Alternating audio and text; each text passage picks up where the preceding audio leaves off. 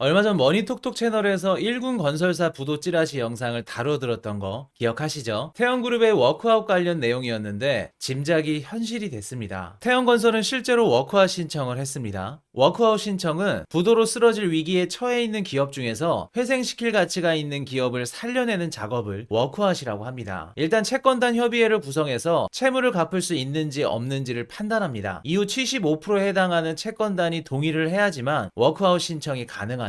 1월 11일 날 채권단 협의회를 개최하는데 현재 태형건설이 갚아야 하는 채무 규모는 21조 원 정도 되기 때문에 아마 쉽지는 않아 보여요. 만약에 채권단에서 진행하지 않는다고 하면 법정 관리로 넘어가는 방식이죠. 사실 워크아웃 신청은 아직 시행령도 만들어지지 않은 법안입니다. 국회에서는 통과를 했지만 아직 시행령이 만들어지지 않아서 빨라도 내년 1월 달은 돼야지 워크아웃 신청이 가능합니다. 하지만 태형의 위험이 다른 건설사들로 전이가 될까봐 정부가 급하게 틀어막고 있는 상황으로 보여져요. 워크아웃이 성공적으로 진행되면 좋겠지만 만에 하나 다른 건설사들에게 위험이 전가된다면 내년 한국의 부동산 시장은 굉장히 힘든 길을 걷게 될 겁니다. 일단 태형건설과 비슷한 재무제표를 가진 건설사들은 다음 타겟이 될 가능성이 높고요. 브릿지론에 많이 노출되어 있는 캐피탈사나 저축은행, 중소형증권사나 신탁사 같은 이런 금융회사들이 흔들리게 될 거예요. 우리가 생각했던 것보다 심각한 상황이 발생할 수도 있다는 거죠. 안 그래도 국내 건설사 시장은 냉각되어 있는 상태인데 더욱더 위축될 가능성이 높아 보입니다. 그리고 PF발 위기는 내년 분양시장 위축으로 이어지게 됩니다. 분양이 안 되면 더 이상 건설하는 업체들이 줄어들고 건설사들의 마진이 감소하게 되죠. 건설사의 수주를 받아 일하는 하도급 업체도 매출이 줄어들면서 경영난에 시달리게 됩니다. 그럼 하도급 업체는 적자를 줄이기 위해 직원을 해고해야겠죠. 일자리가 축소되면서 PF발 위기가 실물 경제까지 영향을 주게 되죠. 내년 상반기 내 만기가 도래하는 주요 건설사들의 회사채 규모는 약 2조 3,700억 정도 된다고 합니다. 즉 내년 상반기에 태형건설처럼 PF 대출 폭탄으로 무너지는 건설사들이 또 나올 수 있다는 이야기예요. 가끔씩 부동산 커뮤니티를 보면 걱정부터 앞섭니다. 미국이 금리를 곧 인하할 거니까 부동산 가격도 상승하겠지? 이런 의견들이 엄청 많더라고요. 막연한 미국의 금리 인하 기대감으로 부동산 가격 상승을 외치는 건 너무나도 위험해요. 금리 인하가 부동산 가격 상승을 책임져주지 않는 이유를 지금부터 말씀해 드릴게요. 자, 우리가 부동산을 구매하기 위해서 대출을 받는데 현재 금리가 5%라고 가정을 해볼게요. 며칠 뒤 금리 인하로 인해 4.5%까지 떨어지면 오랜 기간 5%대 금리를 지켜봤던 차주들은 상대적으로 저렴한 금리로 인해서 대출하는 양이 일시적으로 증가하게 됩니다. 부동산 매수세 역시 증가하겠죠. 다음 달에도 금리 인하로 인해서 대출 금리는 4%대까지 떨어집니다. 이전까지 4.5%대의 금리로 대출을 받았던 차주들은 생각에 잠기게 되죠. 얼마 전까지만 하더라도 대출 금리가 5%에서 4.5까지 떨어졌는데 또 4%대까지 떨어졌네? 이거 3%대까지 떨어지는 거 아니야? 이런 생각을 하게 될 겁니다. 점점 더 금리는 내려갈 것이라 생각을 하면서 자연스레 대출의 수요는 감소하게 되죠. 3%대 금리를 기다리다가 어느 순간 2%대까지 기다리는 본인의 모습을 확인하실 수 있을 겁니다. 정리하자면 금리 인하가 발생하는 초기에는 상대적으로 낮은 금리로 인해 대출 수요가 증가하면서 부동산 가격이 살짝 반등할 수 있지만 시간이 지나면 지날수록 대출 수요는 감소하면서 부동산 가격은 하락할 수밖에 없는 거죠. 우리는 이 현상을 기대 디플레이션이라고 부릅니다. 기대 디플레이션이 마음속에 자리 잡고 있으면 내가 사고 싶은 자산의 가격이 하락할 것 같기 때문에 쉽사리 매수를 못하게 되죠. 이해하기 쉽게 좀 더 예를 들어 드릴게요. 평소에 TV를 사려고 생각하고 있었는데 어느 날 TV 매출이 급감해서 기업들의 할인 경쟁이 시작되었다는 내용을 전해 듣게 됩니다. 어차피 사는 사람도 없는데 여기서 추가로 더 할인하면 그때 가서 사야지 이런 생각을 하게 되죠. 소비 감소로 이어집니다. 하락장 때 내가 원하는 주식을 매수할 때도 부정적인 기사들을 보니까 주가가 더 떨어질 것 같아서 계속 기다리다가 매수를 놓치시는 분들이 계실 거예요. 금리 인하가 시작되면 주식이 하락하는 것과 비슷한 원리라고 생각하시면 됩니다. 몇 개월 전만 하더라도 우리는 기대 인플레이션 시대에 살고 있었죠. 그동안 파월 연준 의장이 매파적인 발언을 한 이유도 기대 인플레이션을 없애기 위해서입니다. 기대 인플레이션은 기대 디플레이션의 반대로 생각하시면 돼요. 기대 인플레이션이 마음속에 자리 잡고 있으면 내가 사고 싶은 자산의 가격이 상승할 것 같기 때문에 무리해서 매수를 하게 됩니다. 예를 들어 볼게요. 평소에 아이폰을 사려고 생각하고 있었는데 어느 날 아이폰의 가격을 다음 달부터 20% 인상한다는 내용을 전해 듣게 됩니다. 아이폰을 사고 싶었던 구매자는 가격이 인상되기 전에 지금이라도 당장 사야겠다는 생각 생각을 하게 되죠. 소비 증가로 이어집니다. 다음 달부터 쌀이나 라면, 휴지 같은 필수재들 가격이 인상된다고 하면 미리 사재기를 해놓는 원리와도 같죠. 상승장 때 내가 원하는 주식을 매수할 때도 긍정적인 기사들을 보니까 주가가 더 상승할 것 같아서 포모 심리를 못 참고 매수하시는 분들 계실 거예요. 똑같은 원리입니다. 앞으로 가격이 올라갈 것으로 생각을 하고 있기 때문에 무리하게 소비를 하게 되는 것이 기대 인플레이션입니다. 반대로 가격이 하락할 것으로 생각을 하고 소비를 안 하게 되는 것이 기대 디플레이션이고요. 우리는 얼마 전까지만 하더라도 기대 인플레이션 시대에 살다가 이제 기대 디플레이션 시대에 진입하고 있죠. 이렇기 때문에 금리를 인하하면 무조건 부동산 가격이 상승한다고 생각하시면 안 됩니다. 그리고 한 가지 더, 미국이 금리를 인하한다고 한국도 무조건 금리를 인하할 수 있다고 생각하시면 안 됩니다. 한국에게 미국의 금리 인하는 우선순위가 아니에요. 한국에게 우선순위는 경제 성장률이 얼마나 상승할 수 있는지입니다. 한국 GDP의 40%가 수출이 차지하고 있기 때문에 2024년도에 수출을 통해 무역 흑자를 달성할 수 있을지가 우선순위가 돼야만 하죠. 즉 미국이 금리를 인하한다고 해도 한국이 수출을 회복하지 못한다고 하면 금리를 내릴 수 없습니다. 만약에 하느니 금리를 내리면 어떻게 되냐고요? 미국과 한국의 기준금리 차이는 이전과 동일한데 미국은 성장을 하는 반면에 한국은 수출이 감소하고 부동산 문제가 터진다면